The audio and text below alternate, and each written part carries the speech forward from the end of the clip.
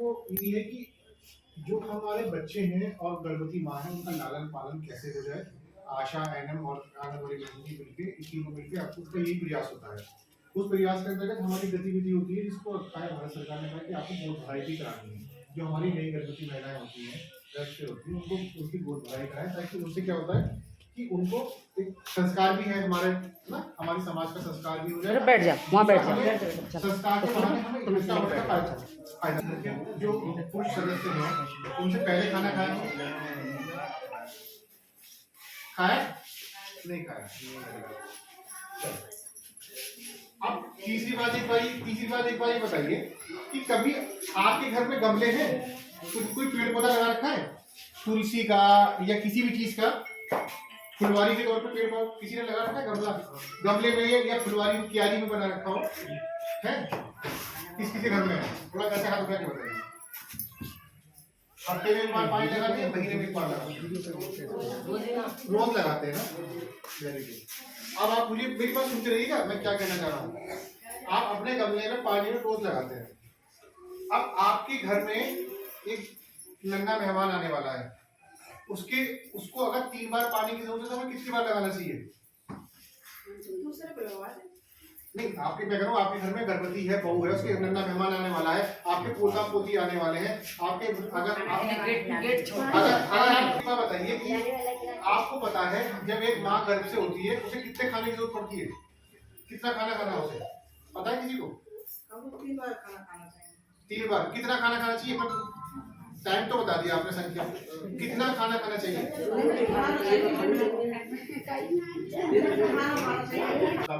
एक गर्भवती को जितना खाना खाती है उसका 1.5 गुना खाना चाहिए। क्यों? अपने लिए भी और अपने बच्चे के लिए भी।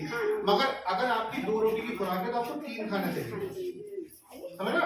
अगर आप 1 कटोरी चावल खाते हैं तो आपको 1.5 खाना चाहिए। क्यों? क्योंकि देखिए जो बच्चा है पेट में पल रहा है, आप खाओ या मत खाओ, उसे खाने में दाल हो, ठीक है, आपके खाने में दूध दही हो, ठीक है, आपके खाने में हरी सब्जी हो, और अगर जो लोग खा सकते हैं जैसे लोग कुछ मसाले अचार खाते हैं उनके लिए तो और अच्छा है, नहीं खाते तो नहीं बात है, तो वो आपका उसमें शामिल होना चाहिए। तो कम से कम 5 तरह का। फिर 2 चीज इसमें और इन्होंने रख रखी है, देखिए ना, एक ये रखी है, बोलिए ये क्या है? ये कैल्शियम है और ये आयरन है। ये खून बढ़ाने के लिए है, ये हड्डी मजबूत करने के लिए है। क्या है ये कितनी? ये आपको 1 रोज की खानी है, ठीक है, ये 2 रोज की खानी है, ठीक है, 2 रोज की खानी है। अब इसमें एक समस्या है, इसके साथ समस्या क्या है? ये दोनों गोली आपस में एक दूसरे की दुश्मन है। कैसे? मतलब अगर आप आयरन की गोली खाते हैं तो कैल्शियम को जिस्म से नहीं लगने देती, शरीर से वो तो शरीर को नहीं लगता, तो इनमें अंतर रखना है आपको। ये दोनों एक साथ खाने से क्या होता है कि हमारे जो आयरन शरीर को नहीं मिलता वो हमारी लैट्रिन में ऐसे निकल जाता है। तो जैसे दूध भी आपको दूध के साथ नहीं लेनी है, दूध में कैल्शियम होता है, कैल्शियम की गोली दूध के साथ ले सकते हैं, लेकिन आयरन की गोली आपको पानी के साथ लेनी है, और इन दोनों के बीच अंतर रखना है, कम से कम 4-5 घंटे का अंतर रखना है। पहली बात, अगर आप अपनी फुलवारी में पानी नहीं लगाएंगे तो पौधा सूख जाएगा। ऐसे ही आपको अगर बच्चे की, हमने क्यों बनाया आप लोगों को, क्यों बनाया? इसीलिए बनाया कि भाई ये बहुत ही खास समय है जिसमें आपको इनको मदद भी करनी है, इमोशनल सपोर्ट भी देना है, खान पान का भी ध्यान रखना है, आराम कर होते हैं। जैसे कि अगर किसी महिला का वजन 145 सेंटीमीटर होता है, लेकिन यानी कि 5 फुट से कम होता है, 4.5 फुट के आसपास होता है, 4.5 फुट से कम है, तो जिनका कद कम होता है ऐसी महिलाओं को खतरा ज्यादा होता है। किसी को समस्या है तो ब्लड प्रेशर की समस्या नहीं होनी चाहिए, दवा करो बाद में बनाना ये वीडियो। शुगर तो नहीं बढ़ रहा है, शुगर की जांच कराते रहना है, ये सब देखभाल की चीजें हैं, खतरे की निशान, जिस खतरों के बारे में आपको ध्यान रखना है।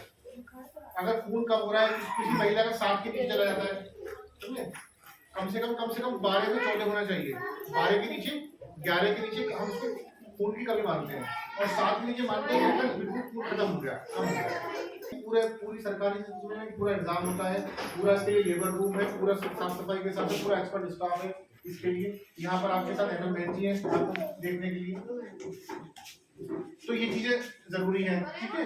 और ये जो है आपका देखिए चना, इसमें साथ में चना भी रखा है इन्होंने, प्रोटीन का, ये एडिशनल चीजें हैं जो आप अपने अपनी खर्चे के हिसाब से इस्तेमाल कर सकते हैं, जो इसमें दिखाई गई है। आप उसको जो है सूखे मेवे भी खिला सकते हैं, अच्छे फ्रूट भी खिला सकते हैं, लेकिन मिनिमम इतना तो आपको करना ही करना है। तो ये ठीक है। अब आपका कोई अगर सबसे खाना बनाया, उसके लिए खाना खत्म हो गया 1.5 मिनट, उसको पौन पूरा भी नहीं खा पाएगी। तो ये सासू माँ की जिम्मेदारी ध्यान रखने की। अभी एक गर्भवती हमारी जो है 45 पेट है, बताइए अभी तक कुछ नहीं कहा। तो ये इससे क्या फर्क पड़ेगा कि इससे अच्छा ये एक पुराने लोगों में ये भी बोलते हैं कि गर्भवती को ज्यादा मत खिलाओ, उन्हें बच्चा डिलीवरी में दिक्कत होती है, ये सब भी नहीं। और कोई सवाल पूछो इनसे केस का। अब ये ना आप डिलीवरी के लिए ले जाते हैं, कौन कौन से डॉक्यूमेंट चाहिए ना, कुछ मिलता है सरकार से? क्या मिलता है आप अपनी खुद जान उसे तैयार रखो कि कभी भी जैसे कि डिलीवरी ऐसे नहीं है कि जैसे डिलीवरी होने वाली है और आप इसको देख रहे हैं कि कागज कहाँ है, ये कहाँ है, ऐसी दिक्कत होती है बहुत ज्यादा। तो पहले ही इंतजाम कर लेना चाहिए। फर्स्ट टाइम गर्भवती होती है, जो डिलीवरी होती है वो उसका अमाउंट वगैरह लिखवाता है। हाँ 1400 रुपये आते हैं, जब फर्स्ट बेबी होता है 1400 रुपये वो आते हैं, प्लस एक EMI के जो फॉर्म भरे होते हैं 5000 रुपये वो आते हैं बच्चे के आपके। और मतलब 3 किस्तों में आते हैं। आपकी जैसे जांचें होंगी और टीके लगेंगे, पहली किस्त आपकी तब आ जाएगी, ठीक है। फिर उसके बाद बेबी हो जाता है, बेबी के टीके लगते हैं तब आते हैं। अप्लाई क्या है इसके लिए, वो आप समझिए कैसे आएंगे? आपका वो होना चाहिए, अकाउंट खुलना जरूरी है, ठीक है। तब 1400 रुपये भी आएंगे और वो भी आएगा। देखिए मैं बता दूँ इसका प्रोसेस क्या है।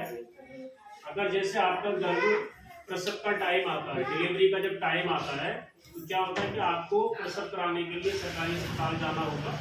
उसमें क्या करना है कि आपको आप अपना देखो, है ना, हम लोग करें। एक